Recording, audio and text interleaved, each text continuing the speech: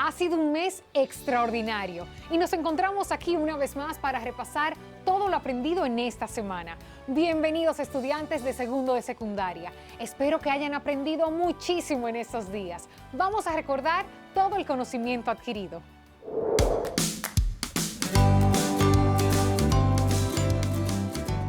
Hola chicos y chicas, sean todos y todas bienvenidos y bienvenidas a nuestra clase de matemáticas en esta nueva modalidad de educación a distancia.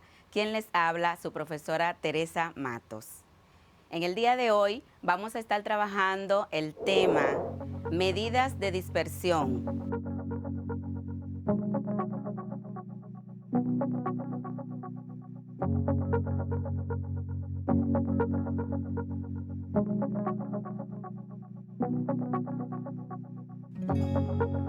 En esta ocasión, varianza, desviación típica y coeficiente de variación.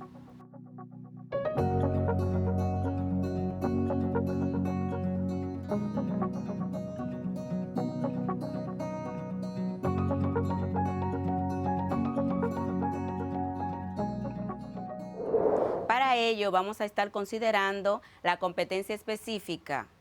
Aplica sus conocimientos de medidas de dispersión en la vida cotidiana, referido a las matemáticas y a otras ciencias. Pero antes, es importante que recordemos el tema que trabajamos en la clase anterior. En la clase anterior estuvimos trabajando el tema de la distribución, organización de datos en clases de intervalos. En ellos, nosotros consideramos el caso de 20 personas y la cantidad de gramos de azúcar que consumían por día. Recuerden que están trabajando en su proyecto de cuánto azúcar consume. Y a propósito de ellos, vamos a ver un video a continuación referido a cómo afecta el azúcar a la salud. Tal vez lo hayas visto en las noticias, navegando por internet, o tal vez tu familia o un amigo te lo ha contado. Pero seguro que has oído esa creciente creencia de que el azúcar es muy perjudicial para la salud y que deberíamos evitarlo a toda costa. Hemos hablado con nuestro doctor favorito, Lazdos, del canal Glóbulo Azul, para que nos lo aclare. Hola, Lazdos. Hola, lo cierto es que en esta ocasión la creencia popular no se aleja de la realidad. Incluso si no formas parte de la población con sobrepeso u obesidad, igualmente deberías vigilar tu ingesta de azúcar. Es más, la OMS, la Organización Mundial de la Salud, recomienda que solo entre el 6 y el 10% de tus calorías diarias deberían proceder del azúcar. Esos son, en una dieta de 2000 calorías al día, entre 120 y 200 calorías y entre 30 a 50 gramos de azúcar, respectivamente. Y es que con pasarse muy poquito, por ejemplo, si el 12% de tus calorías diarias proceden del azúcar, esto ya puede tener un impacto importante. Esto importa en última instancia porque el exceso de azúcares se almacenan en forma de grasa. Y esto no significa solamente un aumento de peso, sino que también aumenta el riesgo de muchas enfermedades como el hígado graso o enfermedades del corazón. Los expertos nos dicen que los peores culpables en los que respecta al exceso de azúcar son los refrescos azucarados, los jugos y las bebidas energéticas. De hecho, ¿sabéis cuál es una de las fuentes de azúcar más engañosas de todas? Es el ovo vestido de oveja, es el smoothie de frutas. Esa no te la esperabas, ¿eh? Pues sí, resulta que los jugos de frutas aportan unos 50 gramos de azúcar a tu ingesta. Y es que el consumo de azúcar se ha triplicado en los últimos 50 años y los resultados no son bonitos. Mayor obesidad, diabetes, enfermedades cardíacas e hígados grasos. Incluso hay quien considera el azúcar como una droga, y aunque pueda parecer exagerada esa comparación, los investigadores que apoyan esta idea se basan en que, en exceso, el azúcar sí tiene efectos tóxicos comparables a los del alcohol, además de producir efectos de dependencia en sus consumidores. Puede que en este momento estés pensando que quieres reducir tu consumo de azúcar, y es una magnífica idea, pero el azúcar es prácticamente inevitable sin la información adecuada. ¿Sabes por qué? Porque el azúcar se esconde bajo más de 50 nombres menos conocidos. Es por eso que si lees las etiquetas de productos azucarados, es posible que no te digan que tiene azúcar, pero para que no te engañen te vamos a enseñar algunos de los nombres ocultos más frecuentes. Cuando leas cualquiera de estos nombres en tu cabeza debe saltar enseguida la advertencia de cuidado, azúcar. ¡Vamos a ello! Glucosa, fructosa, dextrosa, sacarosa, lactosa, maltosa... Hasta aquí bien, ¿no? Todos acaban en osa. Pero sigamos. Otros nombres son los jarabes, la melaza, el azúcar moreno, la miel. los concentrados de jugos de frutas, el edulcorante de maíz o el néctar de agave. Y creo que con estos ya tienes suficientes para empezar a localizarlos en las etiquetas de los productos. En serio, practica un par de días a ver si encuentras unos cuantos, y si quieres puedes dejarnos un comentario con tus hallazgos. Te darás cuenta de que algunos fabricantes son muy pillos y nos meten azúcar en alimentos congelados, las salsas para la pasta, el pan e incluso alimentos para bebés. Pero no te quedes con la idea de que hay que evitar el azúcar a toda costa. Hasta que sepamos con seguridad si existe alguna cantidad segura de azúcar, una buena recomendación puede ser la moderación de no consumir más de 30 gramos de azúcar al día y evitar los azúcares añadidos. De hecho, te retamos a hacer esto durante una semana. Ya verás que los 3 primeros días son los más difíciles, pero que luego estarás camino a una vida más saludable. Y si te apetece algo dulce, come algo que al menos sea nutritivo, como la piña, el melón, las fresas, las manzanas o muchísimas más posibilidades. Y entre los edulcorantes, aunque se merecen su propio vídeo, la stevia puede ser una buena opción. ¡Guau, Lazlos! No teníamos ni idea. Nos vamos a apuntar al reto de una semana sin azúcar añadido y ya os contaremos qué tal. Una vez observado el video, cabe aclarar que existen 2 tipos de azúcar. El azúcar natural, que está proporcionada por los alimentos vegetales, por las frutas, las verduras, y esta no afecta a la salud. Y está también el azúcar añadido, que es el que se utiliza o el que añadimos a los alimentos para mejorar su sabor. Este sí afecta a la salud y con ello tenemos que tener cuidado. Ahora nosotros vamos a continuar trabajando la tabla de frecuencia que la maestra en la clase anterior consideró. Vamos a ver antes, es importante destacar la diferencia que hay entre las tablas de frecuencias para datos simples o no agrupados y la tabla de frecuencias para datos agrupados, que es lo que vamos a considerar a continuación. Vamos a ver en pantalla, vamos a ver la diferencia que hay entre los tipos de tablas. Tenemos una comparación con la tabla que es para datos no agrupados. En ello tenemos en la primera columna la X, que representa a la variable que estamos considerando o que estamos estudiando. Para esta tabla se usan las variables cuantitativas y cualitativas que ya nosotros hemos trabajado en clases anteriores. Recuerden que las variables cualitativas no se pueden medir y las cuantitativas sí lo podemos medir. Entonces, en ella vemos que la primera tabla aparece X, tenemos a F que representa la frecuencia, tenemos a F mayúscula que representa la frecuencia absoluta acumulada y tenemos a H minúscula y mayúscula que representan las frecuencias relativas. Esta minúscula sería la relativa simple y esta sería la relativa acumulada también. En el otro cuadro tenemos que la primera columna ya no es X, sino los intervalos. Y eso fue lo que ustedes aprendieron en la clase pasada con la maestra Rubí. Tenemos acá 2 intervalos, recuerden, por conocimientos de otros temas, que un intervalo, así como este que se ve aquí en pantalla, se llama mixto, porque tiene un intervalo cerrado al principio y tiene el intervalo abierto al final. Esto quiere decir que al considerar los datos que tenemos, el primer dato va a estar incluido cuando vayamos a contar dentro de la distribución. Sin embargo, el segundo no va a estar incluido en esta parte. Así seguimos haciendo. En la clase que aprendimos con la profesora Rubí, aprendimos lo que eran los intervalos, que quiere decir son esas columnas que ustedes ven acá, la columna. Ahora vamos a continuar construyendo nuestra tabla para poder calcular la varianza, la desviación típica y el coeficiente de variación. Vamos a ver, en la clase anterior nosotros nos quedamos en la frecuencia absoluta acumulada que la maestra Rubí le enseñó. Ahora nosotros necesitamos calcular la próxima columna donde vamos a considerar a X por F. Y esta columna nosotros la utilizamos porque necesitamos calcular la media aritmética. Entonces vamos a empezar. Quiero que observen bien los que pueden estar en pantalla ahora mismo y los que no, que presten mucha atención.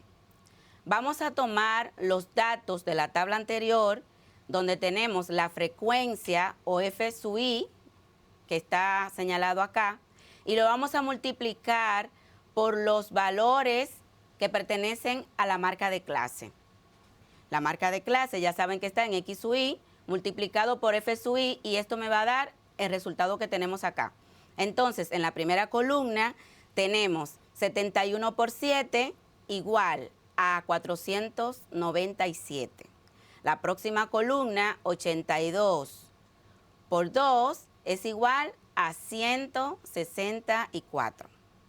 La próxima columna de X sub I es igual a 93 por 8 igual a 744.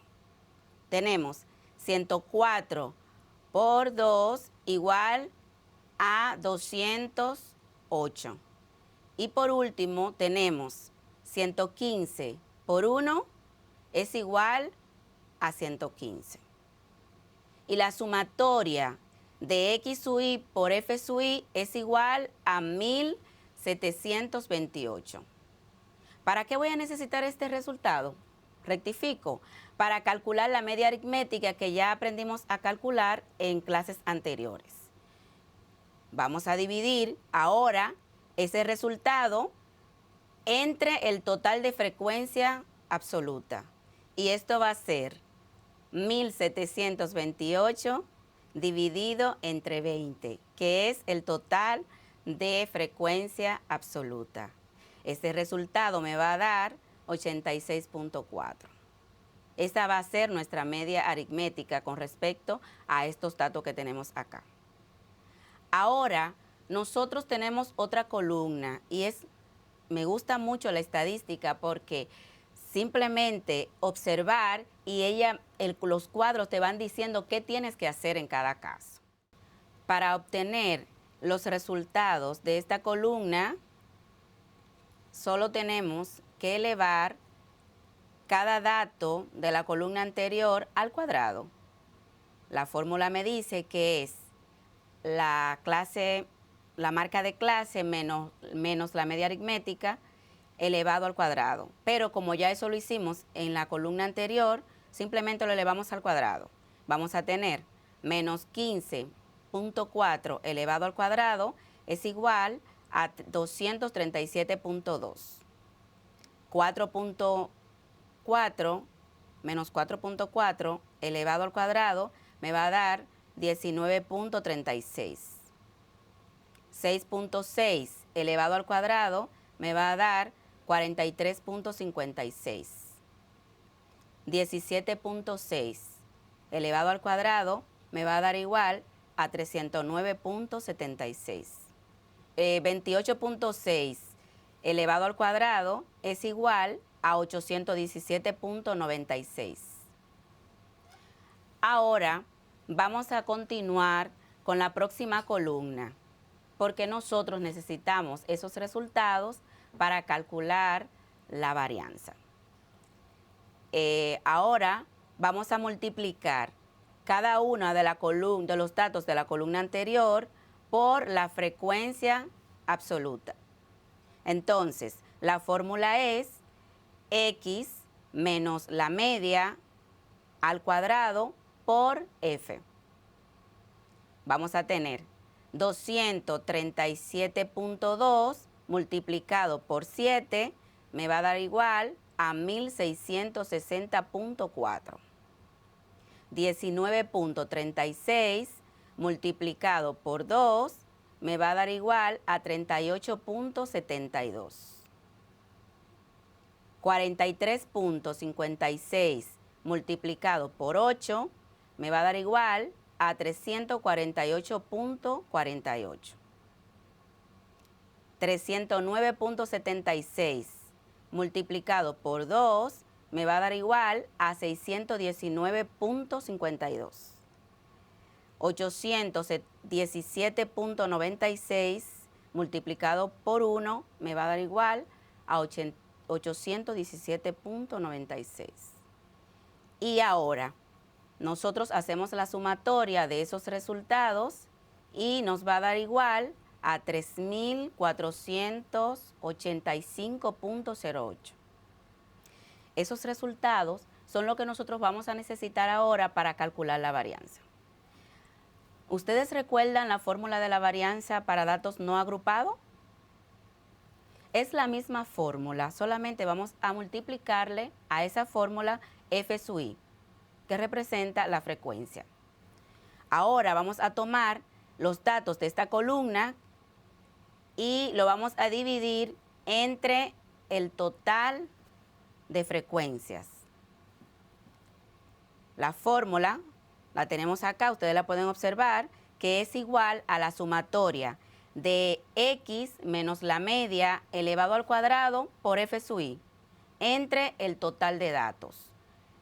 Solamente sustituimos 3.485.08 entre 20 y eso nos da como resultado 174.225.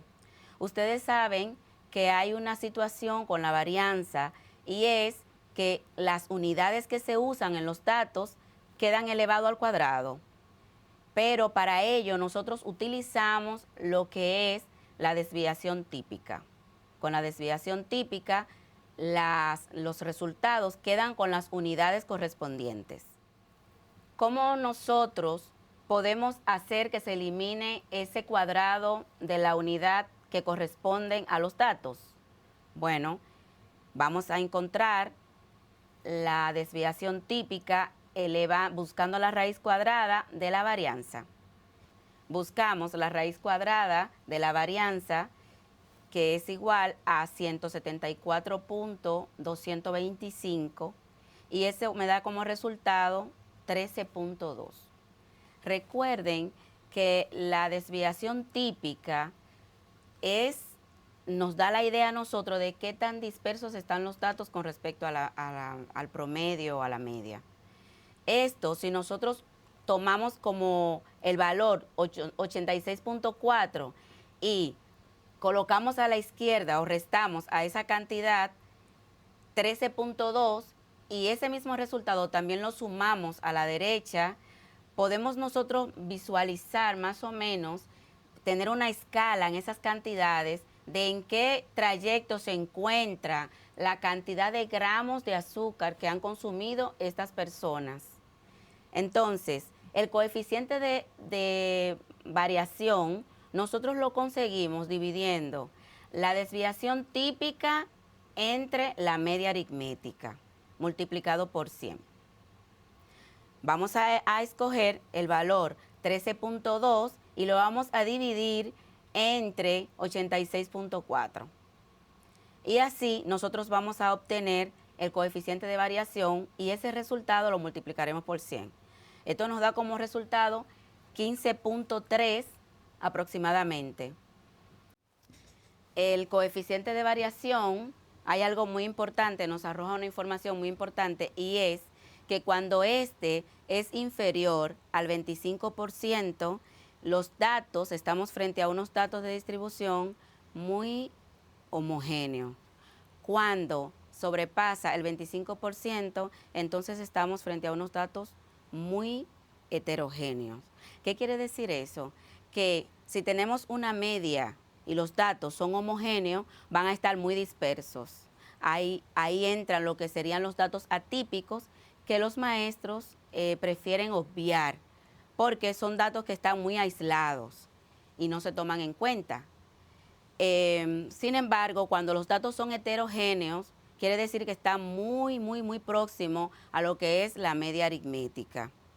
De eso trata todo lo que tiene que ver con lo que es las medidas de dispersión. En clases anteriores lo vimos, pero lo vimos para datos no agrupados y también vimos con un ejemplo en la pizarra, vimos que cuando tenemos el promedio o la media, la mayoría de los valores se encuentran en el trayecto que nos da la desviación típica, tanto hacia la derecha como a la izquierda. La mayoría de los datos están incluidos. Los datos que no se incluyen generalmente es a lo que se llama, lo que he mencionado ya, los datos atípicos. En el día de hoy hemos aprendido acerca de lo que son las medidas de dispersión para datos agrupados. Recuerden que para trabajar con datos agrupados tenemos que considerar lo que se llaman las marcas de clase. Hay que tener en cuenta también que para esto primero se organizan los datos de menor a mayor, que el primer dato que se considera en el intervalo va incluido en la contabilidad de ese intervalo, pero el segundo no se toma en cuenta. A estos también, a estos intervalos, el primer número se le llama intervalo inferior y al segundo se le llama intervalo superior. Para esto tenemos también que tomar en cuenta lo que es la amplitud. Esto quiere decir la suma que hay del dato inferior o de el límite inferior y el límite superior, y así en cada caso. Y también el intervalo, que tiene que ver con la cantidad de líneas que van hacia abajo de manera vertical en la tabla. Así es que espero que estas informaciones le hayan ayudado y que lo que hemos aprendido en el día de hoy lo puedan poner en práctica en su proyecto que están realizando durante esta semana sobre cuánto azúcar basta. Recuerda que tienes que tener cuidado, que debes sustituir los azúcares añadidos por azúcar que sea natural. Y recuerda que cuidándote, cuida tu salud. Aprendiendo en casa, preservamos la salud, es nuestro lema. Hasta una próxima entrega.